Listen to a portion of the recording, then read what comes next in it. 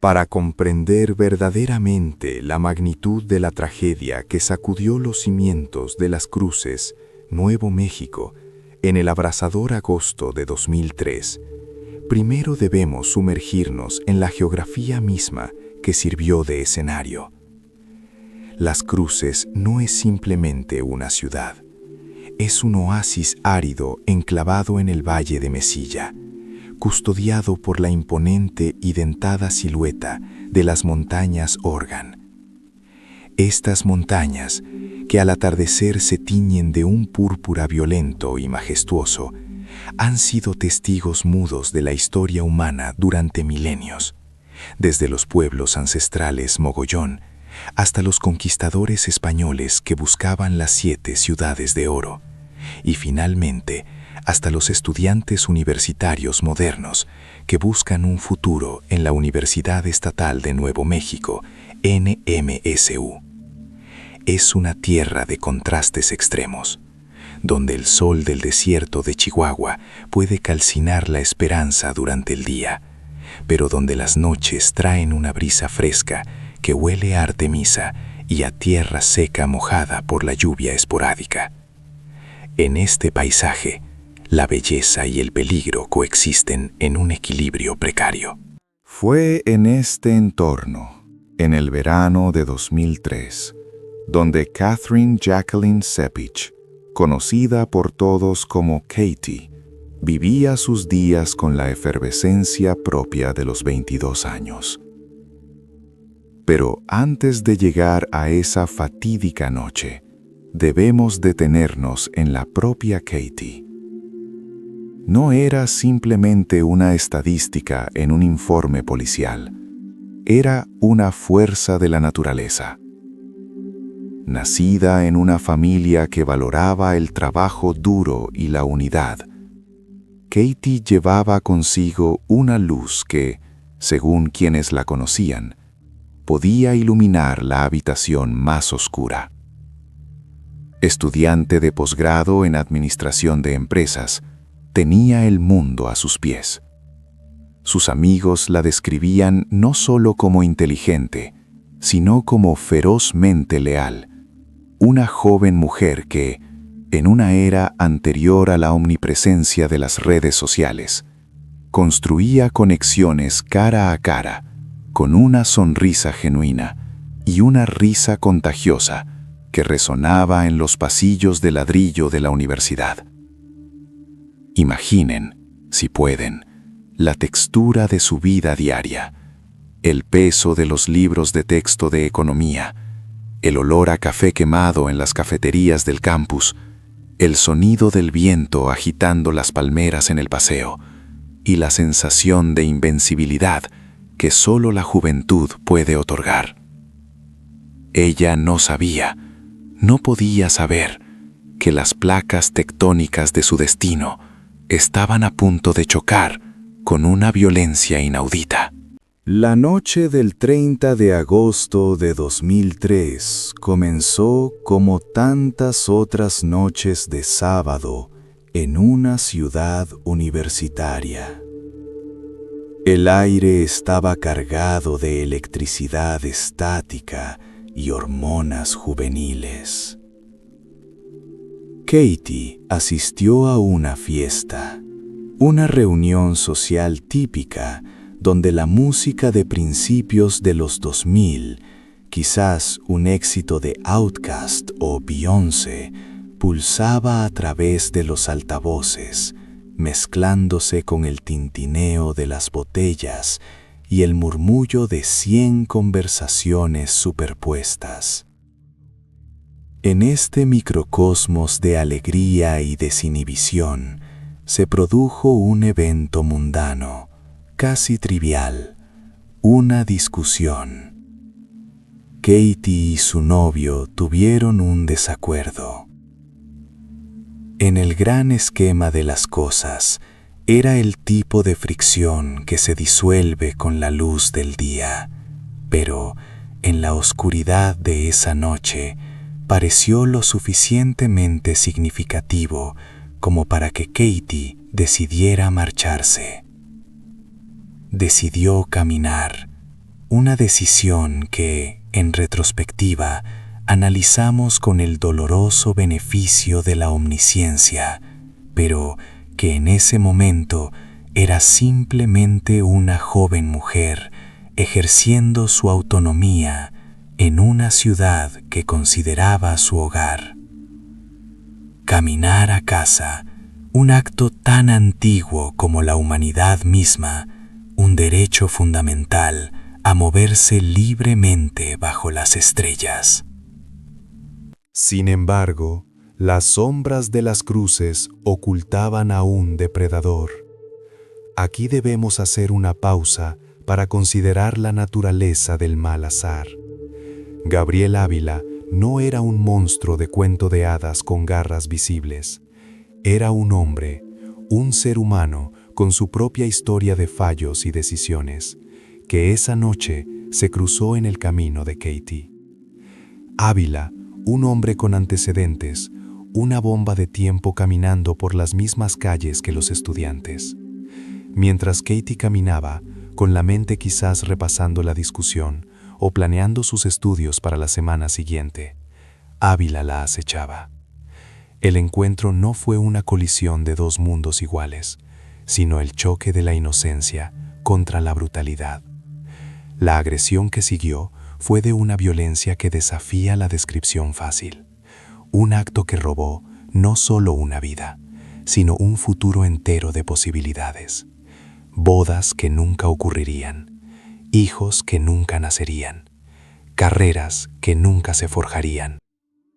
El cuerpo de Katie fue encontrado a la mañana siguiente, no en un lugar de descanso digno, sino en un vertedero abandonado, un lugar donde la sociedad desecha lo que ya no le sirve. La imagen es desoladora, el sol de la mañana iluminando el polvo y los escombros, y en medio de ello, el cuerpo sin vida de una joven que horas antes reía y bailaba. El descubrimiento envió una onda de choque a través de la comunidad. El pánico no fue inmediato, sino que se filtró lentamente, como una mancha de aceite. Primero, la incredulidad de los amigos que esperaban su llamada. Luego, el terror absoluto de sus padres, Dave y Yayan Sepich, al recibir esa llamada telefónica que todo padre teme más que a la propia muerte. Ese momento, cuando el auricular transmite la noticia, el mundo se detiene, el tiempo se fractura. No es solo tristeza, es una amputación del alma. Yayan acordaría más tarde el color de las paredes, el sonido de su propia respiración, la sensación de que el suelo se abría bajo sus pies para tragarla entera. La investigación comenzó con la urgencia frenética, típica de los casos de homicidio de alto perfil. La policía de Las Cruces y la oficina del sheriff del condado de Doña Ana se movilizaron. Se acordonó la escena, se recogieron pruebas con meticulosidad quirúrgica.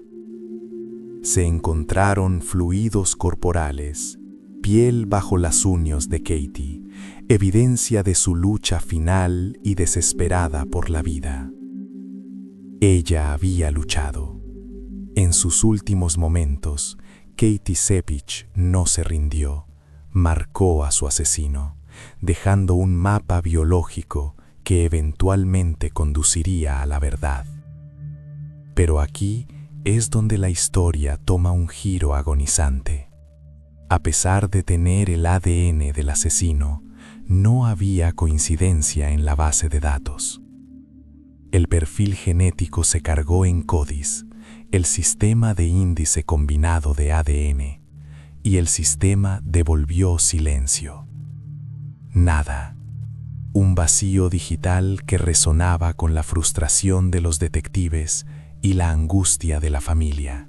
Durante 3 años, el caso se enfrió. 3 años es una eternidad.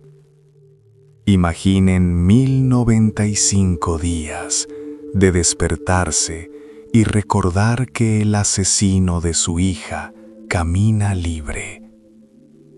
1095 noches preguntándose quién fue. Dave y Jeyan Sepich no se quedaron de brazos cruzados, pero el sistema legal tenía sus limitaciones. Mientras tanto, la vida en las cruces continuaba. Nuevos estudiantes llegaban, otros se graduaban. El desierto florecía y se secaba con las estaciones.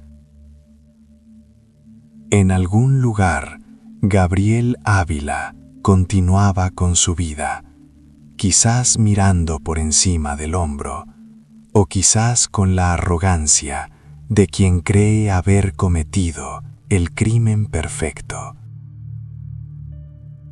Lo que nadie sabía entonces era que Ávila ya estaba en el sistema, pero por un tecnicismo burocrático, su ADN no.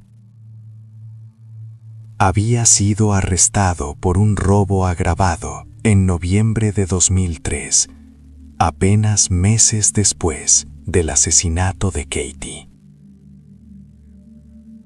Si la ley hubiera permitido la toma de ADN al momento del arresto por delitos graves, el caso se habría resuelto entonces. Pero la ley de Nuevo México, como la de muchos estados en ese momento, requería una condena para la toma de muestra.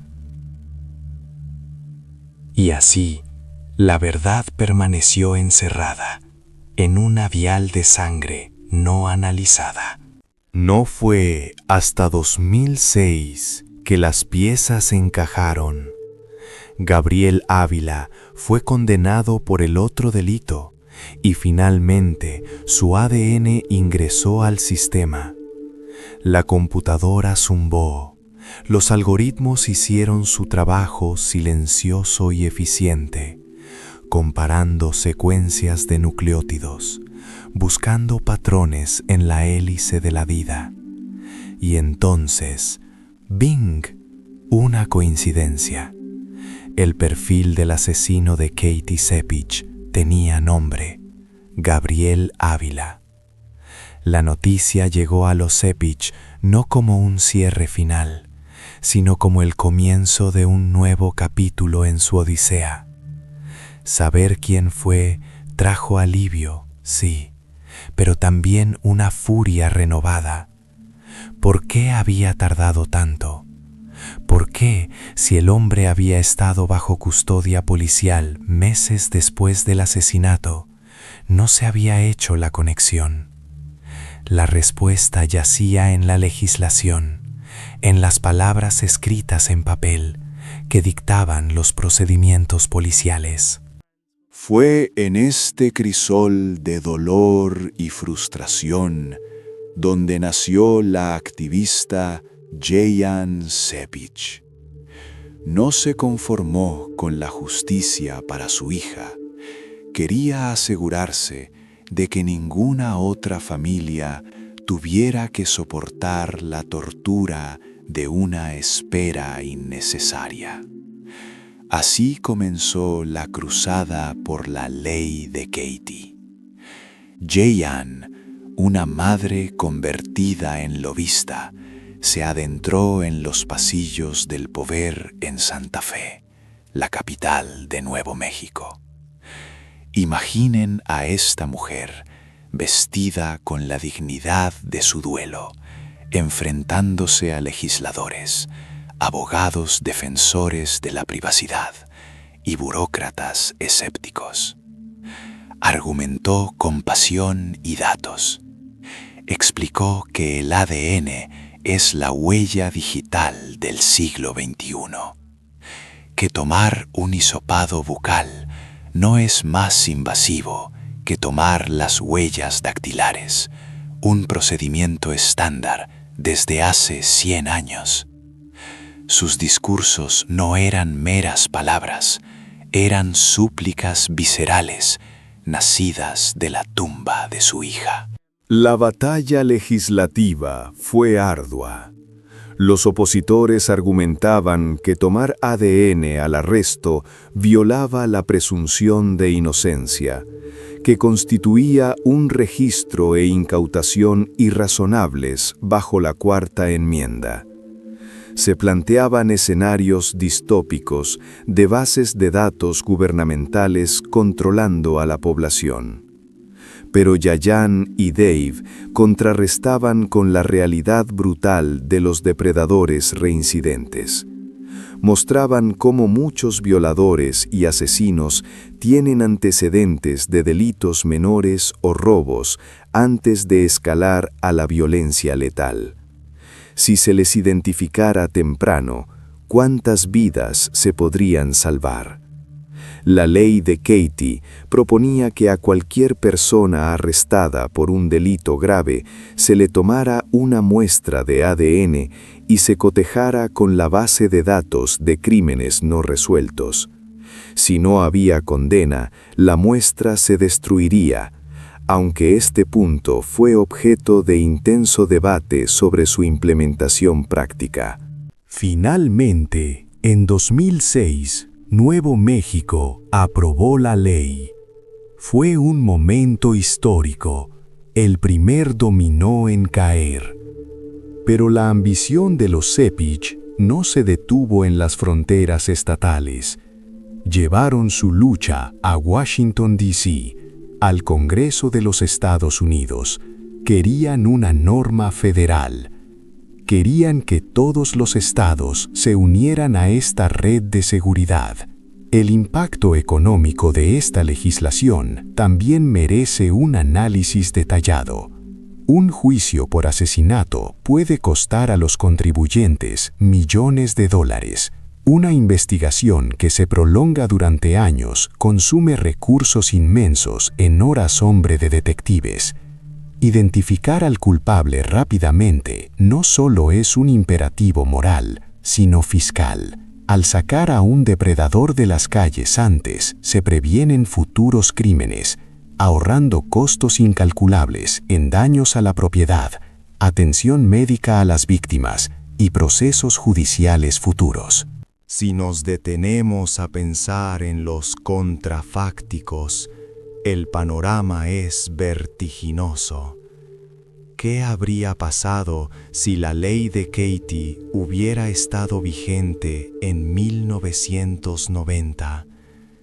¿Cuántos asesinos en serie habrían sido detenidos después de su primer o segundo crimen, en lugar de su 10º? Pensemos en el caso del asesino de Green River, o tantos otros que evadieron la captura durante décadas, mientras acumulaban antecedentes por delitos menores. La historia de la justicia penal en Estados Unidos se divide en antes y después del uso generalizado del ADN, y el caso de Katie Cepich es uno de los puntos de inflexión más críticos en esa transición. Transformó la ciencia forense de una herramienta reactiva a una proactiva. El juicio de Gabriela Vila, cuando finalmente ocurrió, fue casi una nota al pie comparado con el cambio legislativo que su crimen inspiró. Se declaró culpable. No hubo el drama teatral de un juicio largo con jurado, sino la aceptación sombría de los hechos. Fue sentenciado a una larga pena de prisión, asegurando que nunca volvería a ver la libertad que le robó a Katie. Pero para los Cepich, la verdadera sentencia se cumple cada día sin su hija. La victoria legislativa es dulce, pero no devuelve el calor de un abrazo, ni la risa en una cena familiar. El legado de Katie Cepich se extiende ahora mucho más allá de las fronteras de Nuevo México. Su nombre está grabado en estatutos legales en docenas de estados y a nivel federal. Un granjero en Brasil o un banquero en Tokio quizás no conozcan el nombre de Katie, pero viven en un mundo donde la tecnología del ADN se utiliza cada vez más como herramienta estándar de justicia. Un cambio de paradigma impulsado por casos como este en los Estados Unidos, que a menudo marca la pauta para las prácticas forenses globales. La base de datos de ADN es ahora una red global invisible, un sistema de vigilancia biológica que, idealmente, protege a los inocentes y atrapa a los culpables. Hoy, si uno camina por el campus de NMSU en Las Cruces, la vida sigue. Los estudiantes se apresuran a clase, preocupados por exámenes y romances, ajenos a la tragedia de 2003. Pero si uno presta atención, puede sentir el eco de esa noche, en los protocolos de seguridad, en las luces azules de emergencia que salpican el campus y en la ley misma que rige cómo se procesa a los detenidos. Katie Sepich no tuvo la oportunidad de vivir su vida, de dejar su huella a través de su carrera o su familia. En cambio, su huella quedó impresa en el código legal de una nación, una huella eterna, escrita no en tinta, sino en la secuencia misma de lo que nos hace humanos. Su historia es un recordatorio sombrío y poderoso, de que a veces del dolor más profundo puede surgir el cambio más duradero. Y así, bajo la sombra de las montañas Organ, la memoria de Katie perdura, no como una víctima, sino como una arquitecta involuntaria de una sociedad más segura.